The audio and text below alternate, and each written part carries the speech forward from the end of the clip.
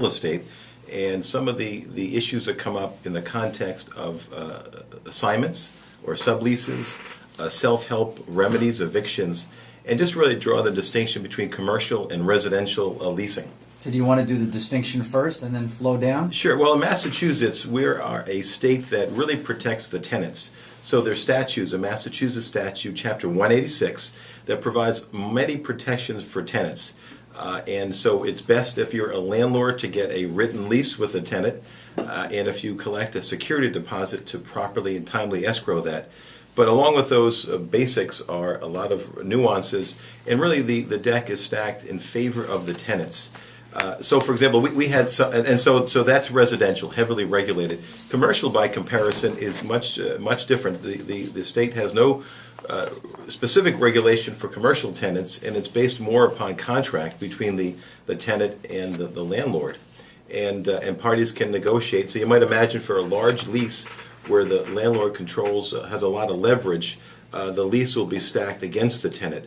So in residential, a lot of statutory protections. In commercial, it's a buyer beware.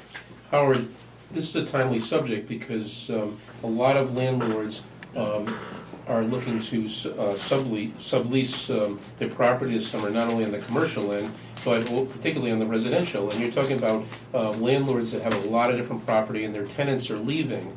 And the tenants a lot of times will not even get coverage for themselves. So you have tenants that are looking to get coverage to sublease their property, and then they have landlords that are looking to make some extra money while the tenants are away. Can you talk about how to bring in people and what may be the pitfalls? Sure, Mark. That's interesting. So typically what happens with residential leases is that there's a lease for a fixed term. It's often 1 year, and there may be some renewal provisions and options, but that the tenant is obligated for that entire period.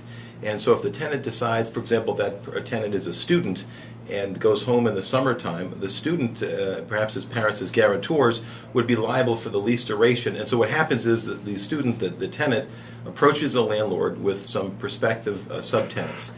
And so the landlords are typically very leery of that because they don't want late-night partiers, like you must have been, Mark, when you were younger, and Jeff maybe as well, up in Canada.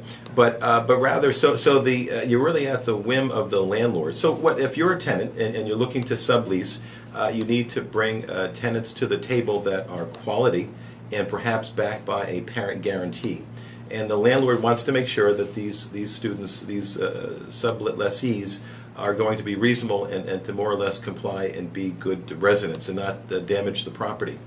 Now, Mark, another context is leasing where the landlord has vacant space, and the landlord is aggressive in this market. As you know, this is right. Although we're coming back from a recovery and rents have picked up, there's incentives by the landlords, commercial landlords, for example, to have free rent offerings of 3 months to allow tenants some time to build up their space, to build up the practice, and not have to pay rent. So the commercial context, I find the landlords much more out there looking, marketing their properties with brokers. One issue, a story that came up recently, is that we represent a family that was involved with real estate and has probably 300 units under its management. It's a self-managed business. And there was a squabble between sister and brother-in-law. These are older people, well into their 60s, which of course today isn't very old, but mature.